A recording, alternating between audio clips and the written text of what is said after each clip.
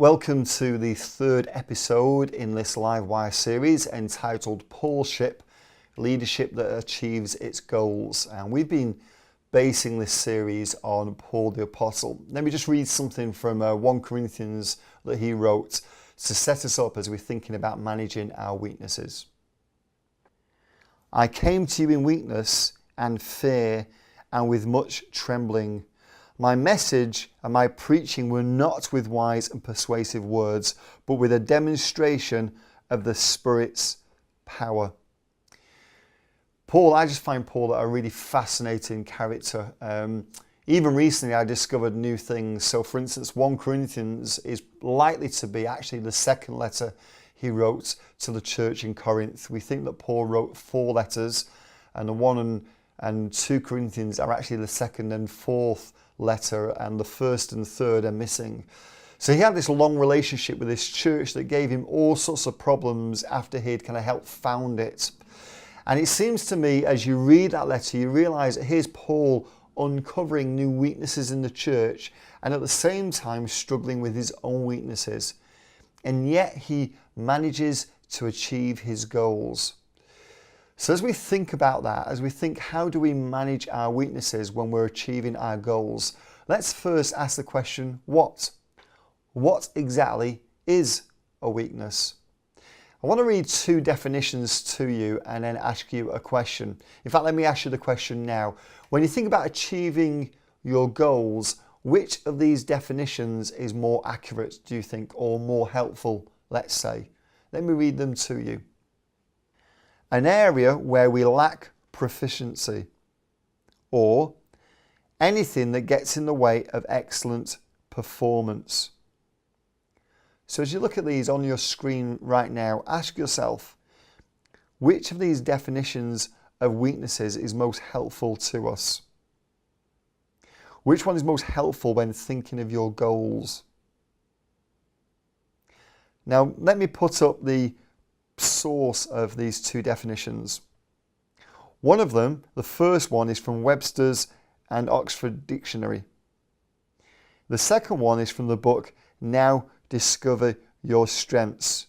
Let me show you a picture of that book, Now Discover Your Strengths. This book's a very, very helpful book when we think about strengths and weaknesses, and I often mentor people once they've done the test that is in this book. One of the things that the book says is this, that the second definition is better because in actual fact, I've just got to be really honest with you now, the majority of you would make terrible brain surgeons. You're rubbish at brain surgery. In fact, most of you are terrible at flying a plane. The fact is, of course, it makes no difference. It's not important. When you look at the first definition, we all have weaknesses. In fact, we need to have weaknesses. We'll look at the reason why a little bit later on. What we're dealing with here is not so much weaknesses. What we're dealing here with is the kind of weakness that stops you achieve your goal. Many years ago, and I think this story or this illustration is actually from that book, there was a film called Gremlins, and the film was this kind of, I think it was like a horror movie, and it had these little cuddly little teddy bears, if you like, that were aliens, and most of the time they were cuddly and they were sweet and they were cute until they touched water. Once they touched water, they became these horrible carnivorous monsters, apparently. Now, that's like your weakness. Actually, your weaknesses are probably what make you kind of friendly and nice. The kind of thing you think, oh, you know, Paul, he's so wherever it might be, please don't fill in the blank. But you know what I mean? You know, often it's our weaknesses that kind of make us vulnerable, make us cute, make us sweet, and they're kind of cool. There's no problem with them. Apart from when they touch our destiny, apart from when they touch our calling, apart from when they interfere with our goals. One of the national directors of Pays is probably the nicest person you're ever going to meet, and very, very friendly and very, very positive about everybody. And when he was younger, when he first got into the role, everybody loved him. In fact, one of the reasons we put him in that role was he was just so nice and carried the heart of Pays and that positive nature and that caring nature.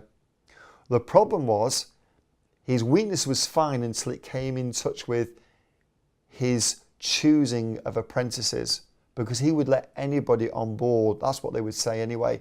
You know, if Satan applied to Pais, he'd think, oh, let's give him a go, let's give him a chance. And of course, that had nightmare results for a few years. So what we're talking about here are not just our general weaknesses. What we're talking about here are the things that interfere with us achieving our goals. With that in mind, let's look at our first workshop. As we recognize our weaknesses, first use the simple table provided to recognize your potential weaknesses. You know, it's been said that our strengths are our weaknesses. So in one column, I want you to write down one word that would summarize a strength of yours. And then think, what would the opposite of that be? That sometimes maybe you see a weakness in you. So my strength is I'm a maximizer, which the book we've referred to before talks about. I like to get the best out of people. The opposite of that, though, is that I'm not very pastoral. I don't like fixing people's problems. So my strength is I'm a maximizer. My weakness might be I'm harsh or heartless, or I don't know, seen as harsh or seen as heartless, perhaps. So I want you to write your strength and then one word weakness, and then maybe a description of what that might look like. You probably know by now what your strengths are, because we looked at that in the second episode, but maybe now think, well, what would a manifestation of my weakness connected to that strength look like? Then I would like you to discuss your biggest mistake in ministry and your biggest fear of failure. Once you've done that, discuss Benjamin Franklin's quote, "By failing to prepare, you're preparing to fail." And ask, how might preparing to manage your weaknesses help you achieve your goals? So there's a few little tasks for you to do there as you're recognizing your weaknesses. So feel free to spend 15-20 minutes on that. And then we're going to look at some ways of managing your weakness.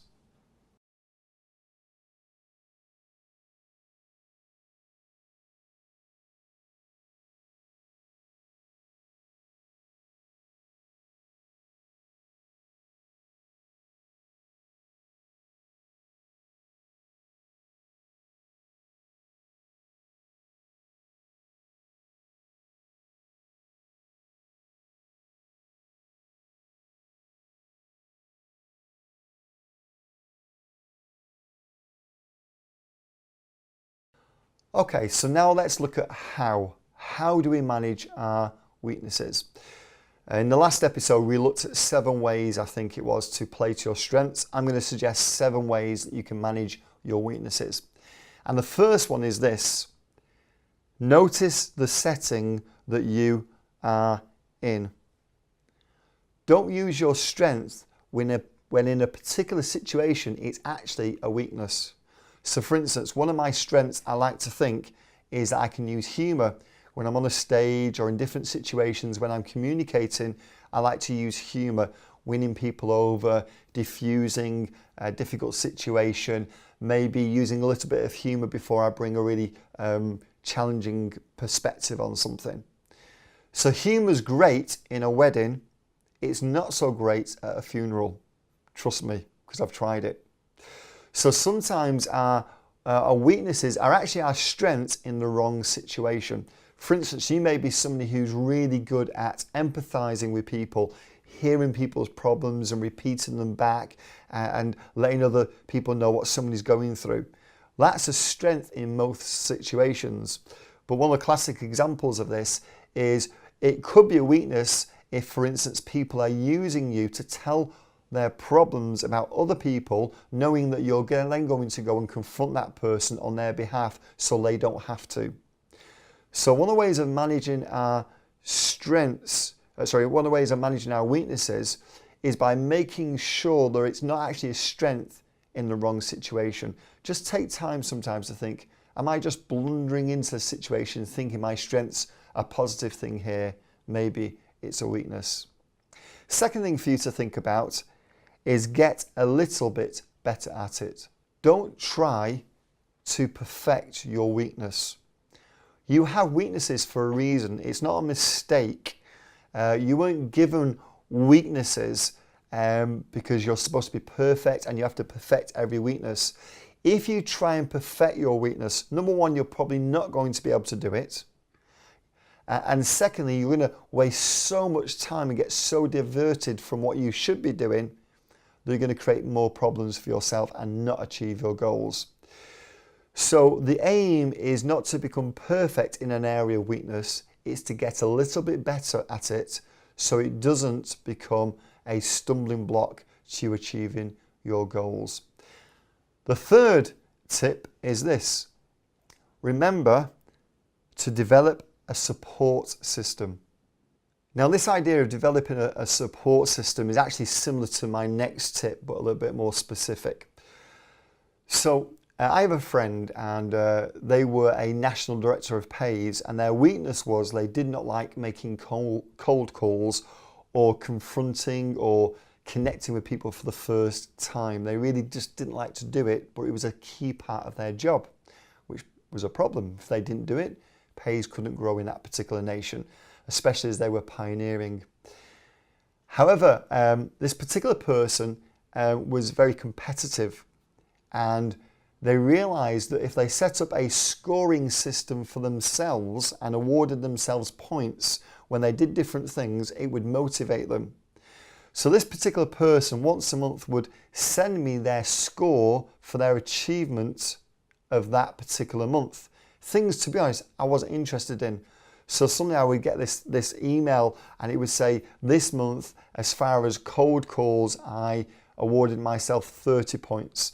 As far as confronting issues, I awarded myself 25 points. And what they were trying to do was literally compete with themselves and better their score in the same way that somebody might play golf on their own and they're just trying to play against themselves.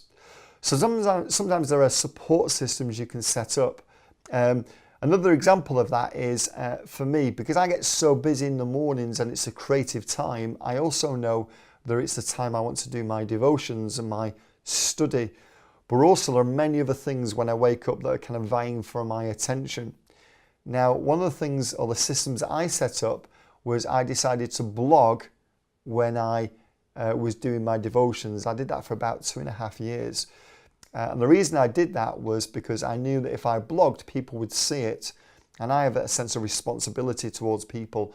I didn't want to let people down. I didn't want to let people think that I was promising to do something and I wouldn't follow through.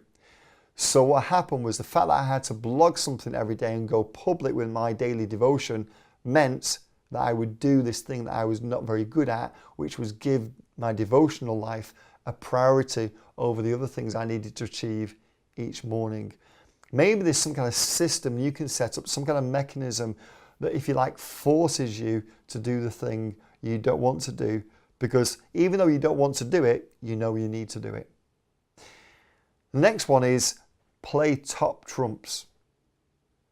Now, I know that many of you will not know what top trumps are. I think you have to be British, and particularly people from my generation will love top trumps.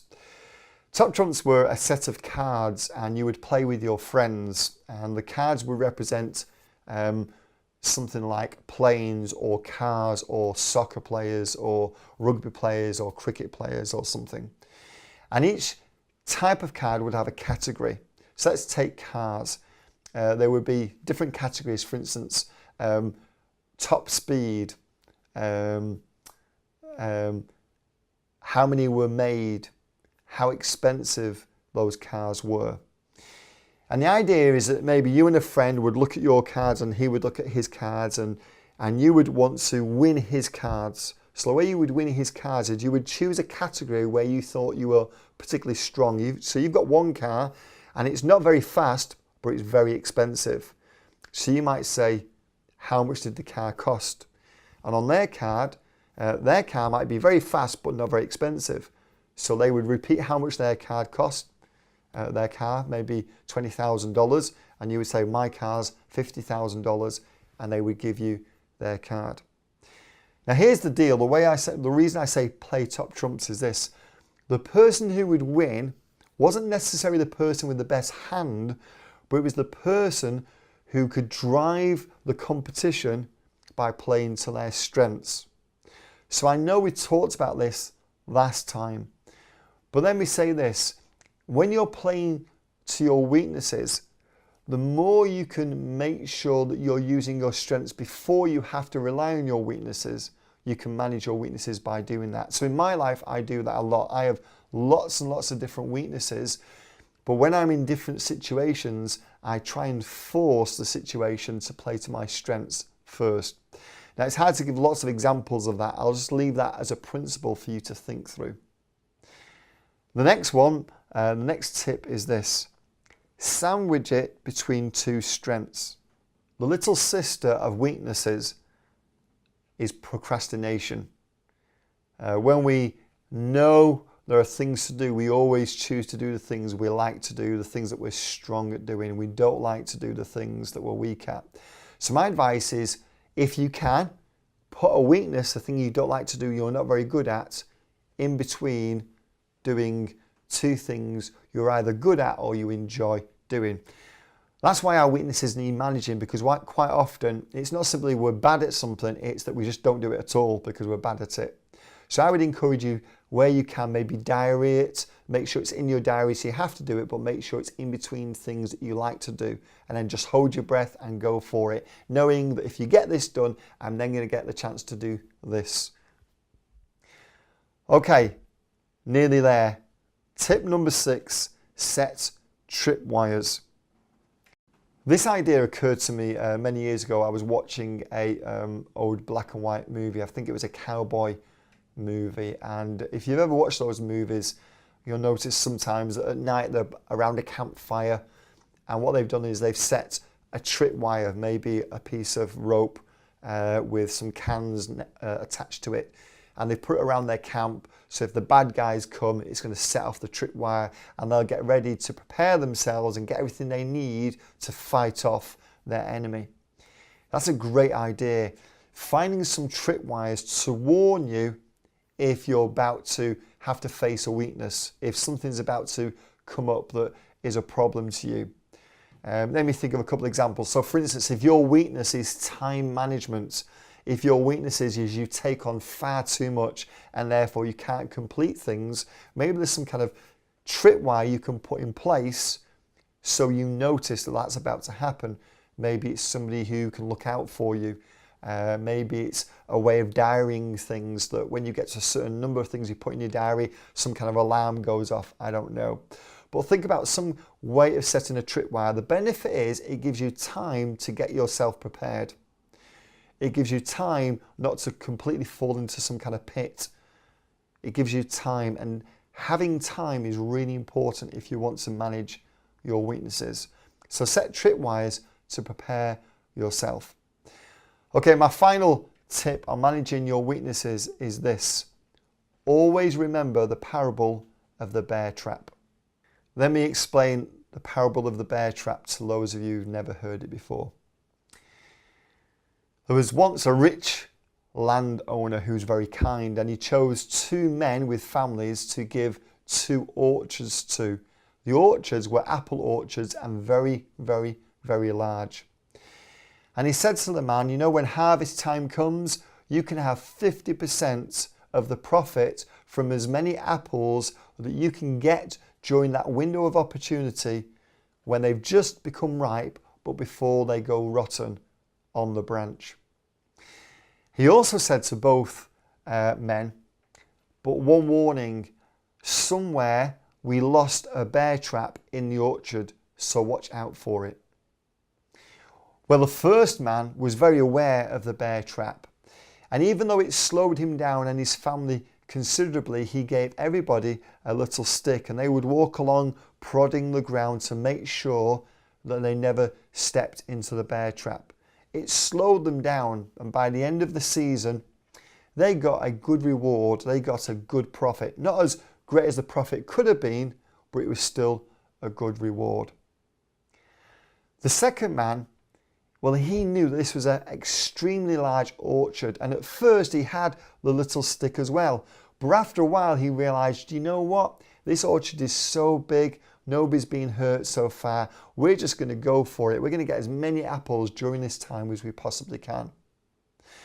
And then one day, he saw a particular apple tree that looked really fruitful. And as he reached up, there was suddenly a loud snap. Very large, very loud snap. And all the birds flew out of the trees. And there was this blood-curdling scream that everyone could hear. It wasn't him. It was his little 6-year-old daughter who'd been caught in the bear trap 100 yards away. The parable has a simple message. Never ignore your weaknesses because you're getting away with them so far. Not only will you be hurt, but so will others around you. I want to encourage you. Some of our weaknesses, they're what make us cute. But when they touch our destiny, our calling and our goals, they can be the thing that cause us to fail. Don't spend too much time trying to make them perfect and make yourself great in that area, but make sure you do prepare yourself enough to manage those weaknesses. And with that in mind, let's look at our second workshop. Please choose 2 of the 7 tips you found most useful. Think of a practical way you can apply each one. Then share with the group why it will help you. Remember the proverb, to teach is to learn twice. And so doing this exercise should help move this exercise from simple obedience to actual understanding. Great, please get on with that. Should take you maybe 5 to 10 minutes, and then we'll complete the live wire with our short final section.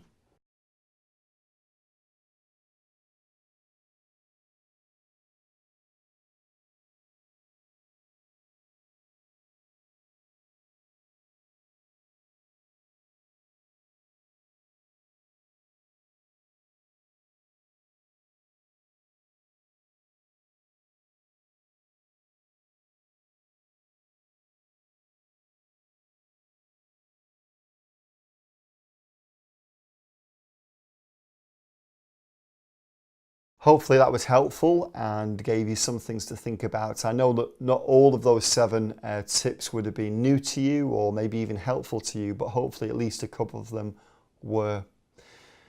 Okay, let's ask ourselves a question, why? You know, many of us watching this live wire right now are Christians, and we believe that God formed us and fashioned us. And we have to understand that God created us the way we are with weaknesses. Our weaknesses are not mistakes, and because you're weak in some area doesn't mean it's some kind of sin or a character issue. It's maybe just something part of your personality or skill set. So why did God create us with weaknesses? Well, there are probably many reasons for this, but one of them, particularly appertaining to this session, is that they force us to be interdependent, not independent. And I think that is really important when we're thinking about achieving our goals. So let me advise you, never ever hide your weakness. Share your weakness, because actually it's a way of recruiting people to help you with your goal. Let me just read this to you. It's from the book of Hebrews, which of course Paul didn't write, but let me share some great advice. Every high priest is selected from among men and is appointed to represent them in matters relating to God, to offer gifts and sacrifices for sins. He is able to deal gently with those who are ignorant and are going astray, since he himself is subject to weakness. The fact that we're subject to weakness and we don't hide our weaknesses and we admit that we have weaknesses should hopefully allow us to show grace to others and to those that we're partnering with, either to help us in our goals or to help us, to help them in their goals. You know, the fact that we're shown grace usually means that we will show grace to others. So God allows us to go through weaknesses. In fact, God even allows our weaknesses to, in some way, develop us. F.B. Meyer explained it this way: a bar of iron worth $2.50 when wrought into horseshoes is worth $5. If made into needles, it is worth $175. If into penknife blades, it is worth $1,625. If made into springs for watches, it is worth $125,000. What a trial by fire that bar must undergo to be worth this. But the more it is manipulated, and the more it is hammered and passed through the heat, beaten, pounded and polished, the greater its value. It's a great illustration, and I'm sure you've heard similar illustrations. But the fact is, it's a good point. You know, allowing us to have those weaknesses develops us. So with that in mind, let's look at our final workshop. Please take a look at the following 4 verses and discuss what the benefits of weaknesses are that you find in them and how they may relate to the goals you are trying to achieve. So in this Livewire series, we've looked at setting goals, we've looked at playing to our strengths, and in this episode, we looked at managing our weaknesses. You know, in the second episode, I said that the key thing really is playing to our strengths. So this episode is trying to help us focus a little bit on our weaknesses, but I want to really end on a positive. I want us to end understanding our weaknesses actually help. The key, I think, to managing your weaknesses is knowing when you need to deal with them and when you don't. And also realizing that actually, if you use them well, weaknesses themselves can actually turn into strengths. Hope you found this Livewire helpful, and I'll speak to you another time. Goodbye.